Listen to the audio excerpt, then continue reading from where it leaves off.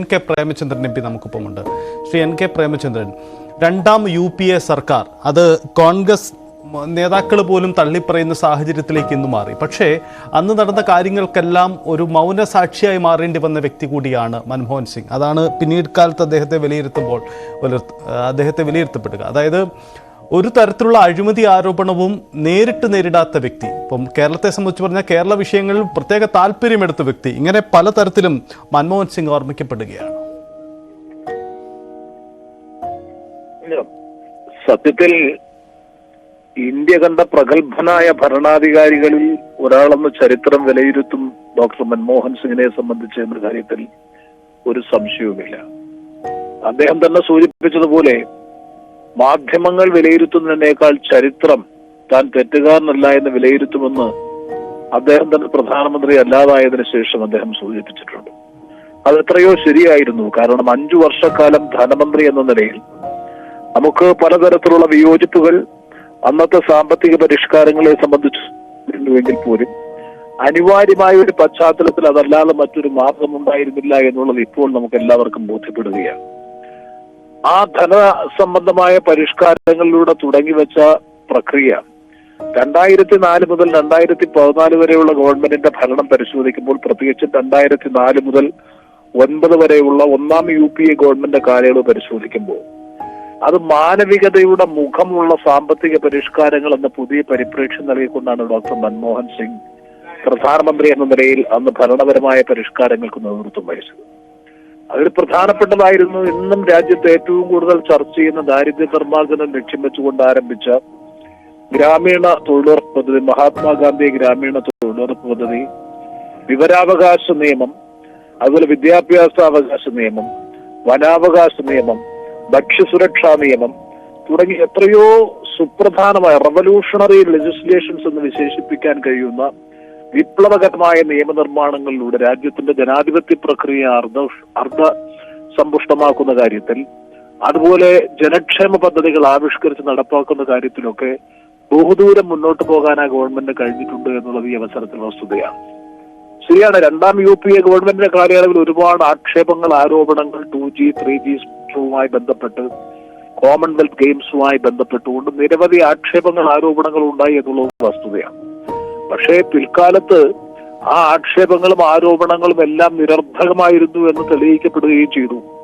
ഇതെല്ലാം നമ്മുടെ ഏറ്റവും കൂടുതൽ അതിന്റെ പേരിൽ A. രാജ ഉൾപ്പെടെ കനിമൊഴി ഉൾപ്പെടെ ഉള്ളവർ അറസ്റ്റിലായി ദീർഘകാലം ജയിൽവാസം അനുഭവിക്കേണ്ടി വന്നു. പക്ഷെ ഒടുവിൽ കേസിൽ പ്രഥമ ദൃഷ്ട്യാ പോലും കുറ്റമല്ല എന്ന് കണ്ടെത്തി അവരെ എല്ലാവരെയും വെറുതെ എത്തുന്ന സ്ഥിതിയും നമ്മൾ കണ്ടതാണ്. അപ്പൊ അതുകൊണ്ടായിരിക്കാം ഒരുപക്ഷെ ഡോക്ടർ മൻമോഹൻ സിംഗ് എന്ന് പറഞ്ഞത് ചരിത്രം എന്നെ തെറ്റുകാരനല്ല അല്ലെങ്കിൽ ദുർബലനായ പ്രധാനമന്ത്രി ആയിരുന്നില്ല എന്ന് വിലയിരുത്തും എന്ന് അദ്ദേഹം തന്നെ സൂചിപ്പിച്ചതിന്റെ പശ്ചാത്തലത്തിലായിരിക്കാം. ഏതായാലും ഒരു കാര്യം വ്യക്തമാണ്, നിശബ്ദമായി, സൗമ്യനായി, മിതഭാഷിയായി ചെയ്യാനുള്ള കാര്യങ്ങൾ രാജ്യത്തിന്റെ നന്മയ്ക്കും ഉപകരിക്കും വേണ്ടി തികഞ്ഞ അർപ്പണബോധത്തോടും ആത്മാർത്ഥതയോടും സത്യസന്ധതയോടും കൂടി നിർവഹിച്ച ഒരു ഭരണകർത്താവായിരുന്നു. അദ്ദേഹത്തിന് PR മാനേജ്മെന്റ് ഉണ്ടായിരുന്നില്ല, പ്രസംഗചാതുര്യം ഉണ്ടായിരുന്നില്ല. പക്ഷെ പറയുന്ന വാക്കുകളുടെ കാമ്പ് അല്ലെങ്കിൽ അതിന്റെ ഉള്ളടക്കം, അതിന്റെ ഗൗരവം എത്രയോ വലുതായിരുന്നു എന്ന് അദ്ദേഹത്തിന്റെ ഓരോ പ്രഭാഷണവും ശ്രദ്ധിച്ചാൽ മനസ്സിലാക്കാൻ കഴിയും. ആവേശം വാരി വിതറിക്കൊണ്ടുള്ള വലിയ പ്രസംഗം ഉണ്ടായിരുന്നില്ല അദ്ദേഹത്തെ സംബന്ധിച്ചിടത്തോളം. ഞാൻ ഒറ്റ ഉദാഹരണം കൂടി പറഞ്ഞ് അവസാനിപ്പിക്കാം. ഏറ്റവും ഒടുവിൽ ശ്രീ നരേന്ദ്രമോദി ഗവൺമെന്റിന്റെ കാലയളവിലുള്ള നോട്ട് പിൻവലിക്കൽ പ്രക്രിയയുമായി ബന്ധപ്പെട്ടുകൊണ്ട് രാജ്യസഭയിൽ ഞാൻ സാക്ഷിയാണ്. രാജ്യസഭയിൽ അദ്ദേഹം നടത്തിയ 4 മിനിറ്റ് ദൈർഘ്യമുള്ള പ്രസംഗം, കേവലം 4 മിനിറ്റ് മാത്രം ദൈർഘ്യമുള്ള ആ പ്രസംഗത്തിൽ പറഞ്ഞ വാക്കും വാചകവും എത്രയോ അർത്ഥ സമ്പന്നമായിരുന്നു എന്നുള്ളത് പിൽക്കാലത്തെ ചരിത്രം തെളിയിച്ചില്ലേ.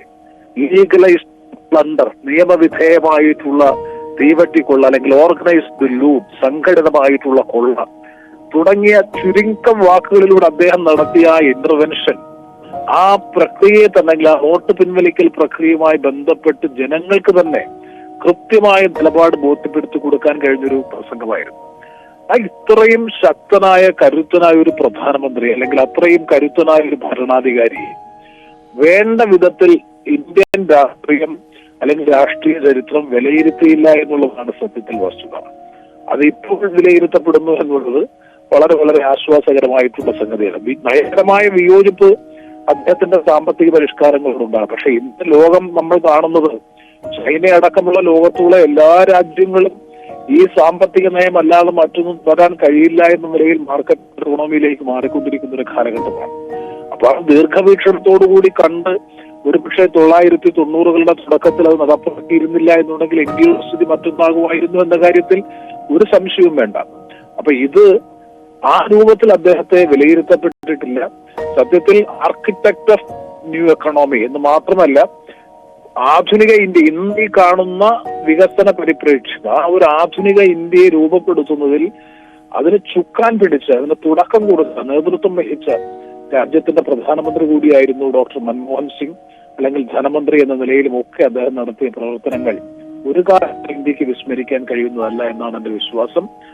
അദ്ദേഹത്തിന്റെ വേർപാടിലുള്ള അഗാധമായ ദുഃഖം അനുശോചനം ഞാൻ ഈ അവസരത്തിൽ എല്ലാവരുമായും പങ്കുവയ്ക്കുക. ഡോക്ടർ എൻ കെ പ്രേമചന്ദ്രൻ, ഒരു കാര്യം കൂടി, താങ്കളൊക്കെ ഇടതുപക്ഷ രാഷ്ട്രീയത്തിന്റെ വക്താക്കളായി നിന്നുകൊണ്ട് കോൺഗ്രസിന്റെ സാമ്പത്തിക നയങ്ങളെ, വർഷങ്ങൾ പിന്നോട്ട് പോകുമ്പോഴുള്ള കോൺഗ്രസിന്റെ സാമ്പത്തിക നയങ്ങളെ അത് തെറ്റ് എന്ന് പറഞ്ഞിരുന്നവരാണ്. പ്രത്യേകിച്ച് വിദേശ നിക്ഷേപത്തിന്റെ കടന്നുവരവിന് ഉതകുന്ന തരത്തിലുള്ള സാമ്പത്തിക നയങ്ങൾ അതൊക്കെ തെറ്റ്, അതൊക്കെ ഇന്ത്യയുടെ നട്ടെല്ലൊടിക്കും എന്ന കാഴ്ചപ്പാടുണ്ടായിരുന്നവരാണ്. വർഷങ്ങൾക്കിപ്പുറം ആ സാമ്പത്തിക നയങ്ങളും ഇപ്പോഴത്തെ ലോക സാഹചര്യങ്ങളും ഇന്ത്യൻ സാഹചര്യങ്ങളും വിലയിരുത്തുമ്പോൾ അന്നത്തെ ആ നിലപാടുകൾക്ക് തിരുത്തൽ വേണമെന്ന് താങ്കൾ കരുതുന്നില്ലേ?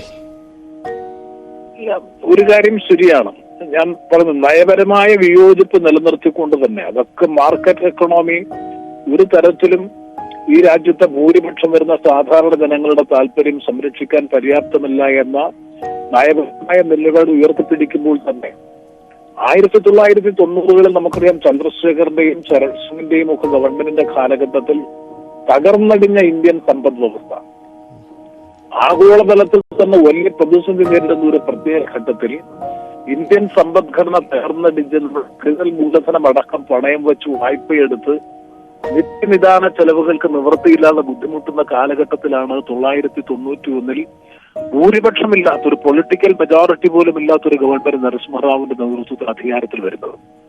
അന്ന് ഇത്തരത്തിലൊരു സാമ്പത്തിക പരിഷ്കാരം ഉൾക്കൊണ്ട് മുന്നോട്ട് പോവുക എന്നുള്ളതല്ലാതെ മറ്റൊരു മാർഗമില്ലായിരുന്നു എന്നായിരുന്നു സത്യത്തിൽ അദ്ദേഹം സ്വീകരിച്ച നിലപാട്. അത് ശരിയാണ് എന്നുള്ളത് തന്നെയാണ് ഇപ്പോഴും ബോധ്യപ്പെടുന്നത്. കാരണം അല്ലെങ്കിൽ രാജ്യത്തിന്റെ സമ്പദ്ഘടന ചീട്ടുകൊട്ടാരം തകരുന്ന പോലെ തകരുമായിരുന്നു എന്നുള്ളത് പ്രായോഗികമായി ആ ഒരു സാഹചര്യത്തിൽ അതായിരുന്നു സ്ഥിതി. രണ്ട്, അതേ ഗവൺമെന്റ്, അതേ ധനമന്ത്രി രാജ്യത്തിന്റെ പ്രധാനമന്ത്രി ആയപ്പോഴാണ് 2004 ഗ്രാമീണ തൊഴിലുറപ്പ് നിയമം 70,000 കോടിയോളം രൂപ കർഷകർക്ക് ആശ്വാസമായി അവരുടെ വായ്പ, അതൊക്കെ ഈ സാമ്പത്തിക നയത്തിന് ഘടകവിരുദ്ധമായിട്ടുള്ളതാണ് ഇത്തരം കാര്യങ്ങളൊക്കെ.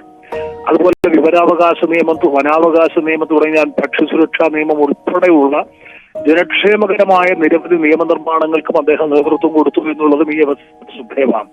അപ്പൊ 1990കളിൽ അനിവാര്യമായിരുന്നു എന്ന് വേണം വിലയിരുത്താൻ. പ്രായോഗികമായി പരിശോധിക്കുമ്പോൾ അത് അനിവാര്യമായിരുന്നു എന്ന് വിലയിരുത്തേണ്ടി വരും.